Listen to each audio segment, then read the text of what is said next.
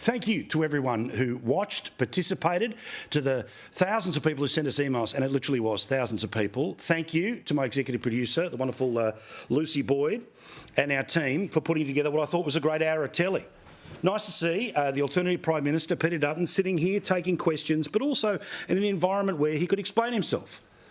Now, you can like it, you can dislike it, vote for it, not vote for it. Free country. But it's nice not to see the interjections, the yelling, the carrying on. He had a chance to explain himself and talk quite decently about some pretty serious issues, including experiences that he'd had as a police officer when it came to trying to save people from family violence, and lighter moments like telling stories about his mum and dad popping over to New South Wales to play the pokies on family holidays. Tonight, I will keep my comments a little briefer than I normally do because I want to get to Bronwyn Bishop. I want Bronwyn Bishop to have a big, hard run at things tonight. Linda Scott is here as well. I look forward to that. Fight night on this Wednesday night. Tomorrow night is when we will do our final state of the race. That will be with Redbridge, with Michael Kroger and with Stephen Conroy. So yes, the footy will be on, but I'm not going to hide.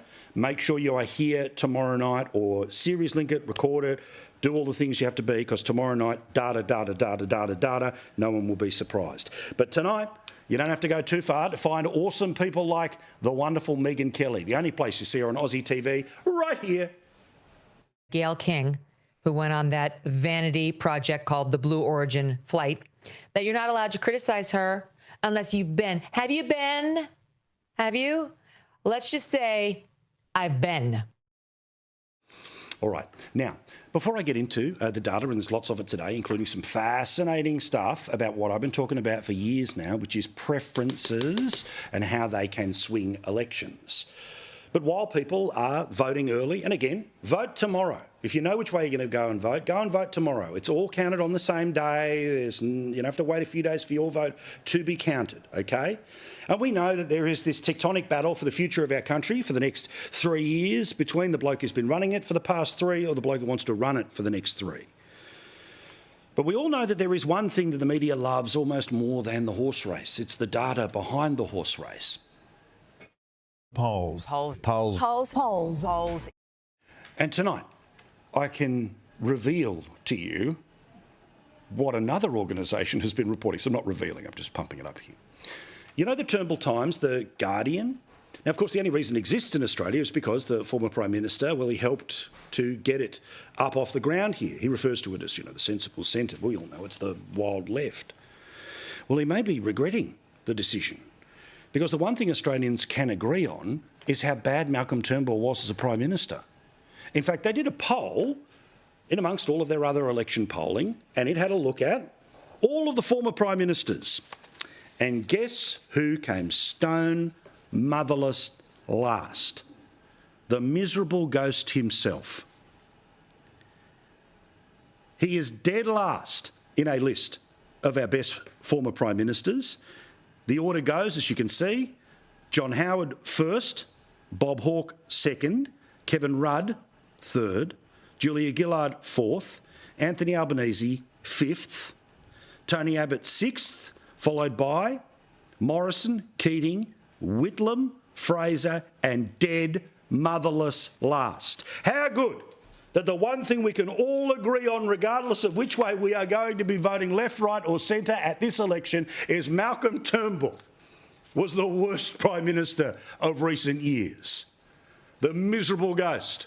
Of course, it doesn't stop the Turnbull Times constantly turning to him for interviews, or him angry tweeting, or him even having the balls to refer to how boring this election is. Remember, it was his decision to have an 8-week election campaign. One where he took a 90-seat majority and barely held on to majority government. The bloke who was so sooky, remember, he wouldn't even leave the Pink House on election night. But also another thing that we learned via these polls, and again, not a right-wing think tank, they're published in The Guardian, is that Greens voters are miserable. I'm not making that up, I'm just going off the evidence. They went by party affiliation and they asked about how happy are you with your life overall. Coalition voters, happiest of all, followed by Labor and then the Greens, who are miserable about their life compared to the other major parties. That's their life overall.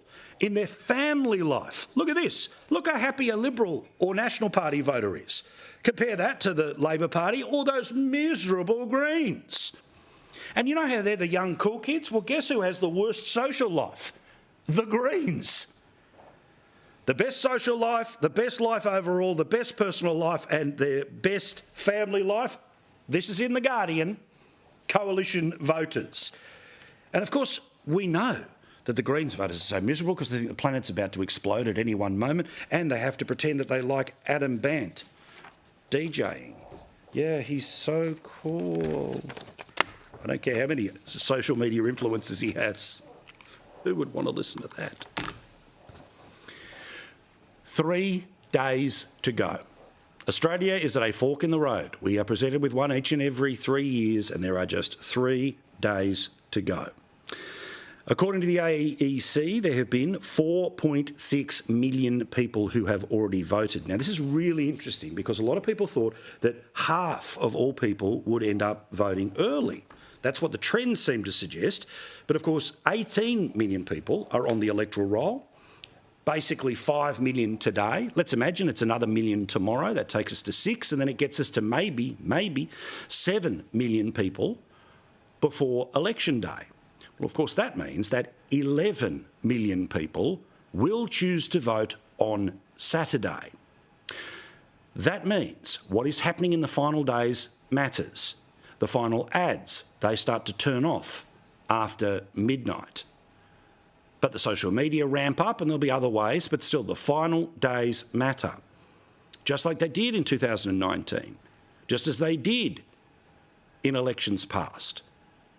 But the final days matter very much so here in 2025. Of the different places around the country, it's actually, surprisingly, mostly safe seats that seem to be voting early. Why? Because many people in those safe seats, you would imagine, are just happy to lock in who they've voted for a long time. Interesting that the number one location right now, a lot of these are in Queensland. And you see, habit-wise, there were some seats in the Queensland election where it was up to 70% of people who voted early. So Queensland likes to get it done early. In Bowman, which is the Liberal Nationals, then the Greens seat, which is highly contestable here, with both the Coalition and Labor thinking they might be able to pull it back from the Greens. Dawson, pretty safe seat for the Liberal National Party, the same for Fadden. Werriwa, now again, when things were better in the polls, this was considered to be a tight seat. The Labor Party think that the polls are going to pull it back into their column, but the preferences of One Nation might be putting this one back on the line. Flinders in Victoria, Dawson in Queensland, Macon in South Australia, Capricornia in Queensland and the Labor-held seat of Gorton in Victoria are the places where people are voting early. Now, I have long talked about how I understand that there are many Australians who are frustrated with the two parties of government. They'll be frustrated with the Labor Party for obvious reasons. They'll be frustrated with the Liberal Party for a whole bunch of reasons, which means your preferences matter. And for your vote to be a serious vote, for your vote to count, for your vote to actually reaffirm or change the government, I believe that you need to pick a government with the vote that you put at number 2. Now, we know that traditionally, most people who vote for the Greens will end up putting the Labor Party at number 2, in many ways because their how to vote forms will tell them to do so.